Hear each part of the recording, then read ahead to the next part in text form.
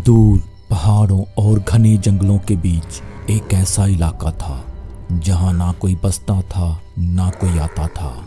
लोग कहते थे कि उस जंगल में एक साधु रहता है जो ना बोलता है और ना हंसता है। बस वो बैठा रहता है पेड़ों के बीच किसी गहरी साधना में।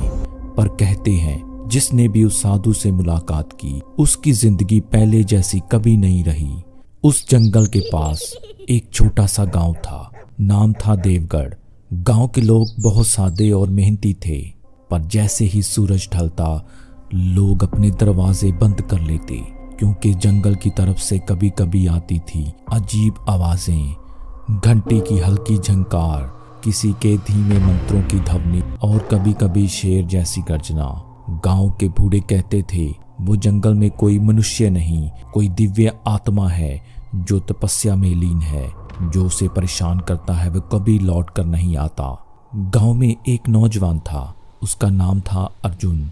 सीधा साधा पर भीतर से बहुत जिज्ञासु। वो बचपन से ही सुनता आ रहा था जंगल वाले साधु की कुछ बातें। एक दिन उसने सोचा अगर वो सच में कोई तपस्वी है तो मैं उनसे मिलूंगा, अगर झूठ है तो इस डर को खत्म कर दूंगा। गांव वाले मना करते रहे, अरे पागल वहां मत जा, वो जगह इंसानों के लिए नहीं है। पर अर्जुन नहीं माना। वो एक सुबह सूरज उगने से पहले जंगल की तरफ निकल पड़ा, हाथ में बस एक जलती हुई मशाल और एक छोटा सा तावीज जो उसकी माँ ने दिया था।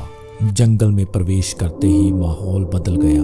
हवा ठंडी हो गई, पर उसमें कुछ अजीब सा कंपन था। पेड़ जैसे फुसफुसा रहे थे, कहीं दूर घंटी की हल्की सी आवाज आ रही थी। अर्जुन चलता गया और धीरे धीरे उसे एहसास हुआ ये जंगल साधारण नहीं है। वहां हर चीज जीवित लग रही थी। पेड़ों की पत्तियां भी जैसे उसे देख रही थी। मिट्टी में कुछ शक्ति थी और हवा में भी कोई अदृश्य शक्ति थी। कई घंटे बीत गए। आखिरकार अर्जुन ने देखा एक खुला स्थान और बीच में एक बूढ़ा साधु, शरीर पर राख लगी हुई। साधु के चारों ओर अग्नि के छोटे छोटे दीपक जल रहे थे और वो कोई मंत्र बार बार दोहरा रहे थे। अर्जुन कुछ कदम आगे बढ़ा, तभी साधु ने बिना आंख खोले कहा, जो बुलाया नहीं गया वो यहाँ क्यों आया है? अर्जुन चौंक गया।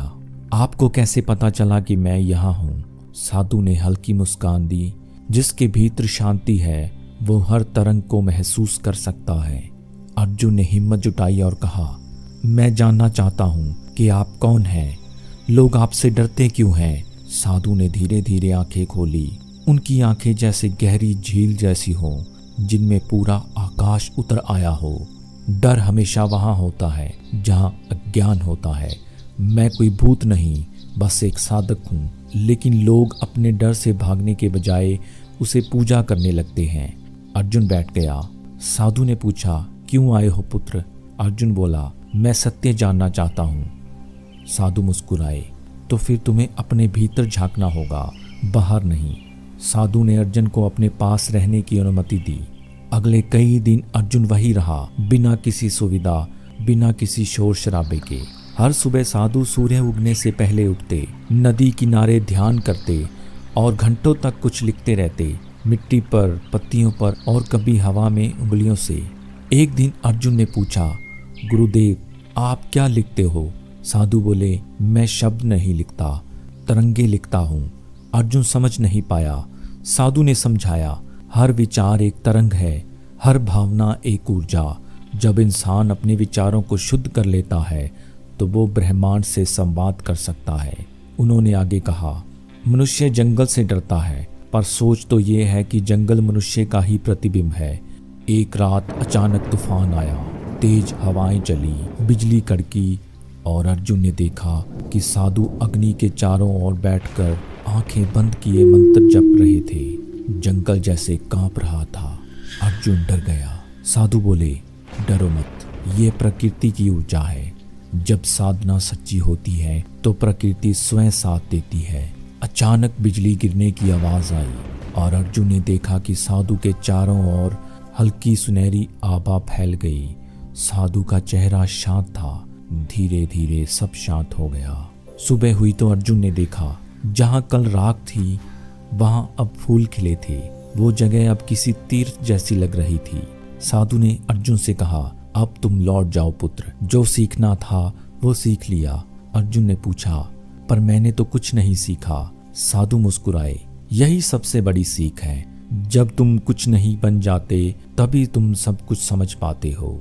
सत्य की खोज बाहर नहीं, भीतर है। जंगल कोई जगह नहीं, एक अवस्था है। जब मन शांत होगा तब हर जंगल तुम्हारे भीतर का मंदिर बन जाएगा। अर्जुन रो पड़ा। उसने साधु के चरणों में झुककर प्रणाम किया और कहा, अब मैं डर के साथ नहीं, शांति के साथ जीऊंगा। अर्जुन गांव लौटा। लोग हैरान थे, तू जिंदा कैसे लौट आया? अर्जुन बस मुस्कुरा दिया। वो पहले जैसा अर्जुन नहीं रहा। उसके चेहरे पर गहरी शांति थी। वो अब हर चीज में ईश्वर देखता था। धीरे धीरे लोगों ने महसूस किया कि उसके पास एक अलग तेज है। उसकी बातों में गहराई, उसकी आंखों में करुणा। गांव वाले अब जंगल से नहीं डरते थे। वो कहते, वहाँ साधु नहीं, वहाँ शांति रहती है। कहते हैं अर्जुन के बाद उसी जंगल में एक छोटा आश्रम बनाया गया। वो साधु फिर कभी नहीं दिखे, पर जो भी वहाँ ध्यान करता उसे लगता कोई उसके पास बैठा है। हवा में वही आवाज गूंजती, सत्य बाहर नहीं, भीतर में है। साधु कोई व्यक्ति नहीं, एक अवस्था है। जंगल हमारे भीतर के उस अंधेरे का प्रतीक है जिससे हमें खुद को मुक्त कर लेना चाहिए। तो कैसी लगी आपको ये छोटी सी कहानी? हमें कमेंट में ज़रूर बताएं। ऐसे ही और नई इंटरेस्टिंग कहानियाँ देखने के लिए हमारा चैनल सब्सक्राइब ज़रूर करें। फिर मिलते हैं एक नई कहानी, एक नए रहस्य के साथ। तब तक के लिए नमस्कार।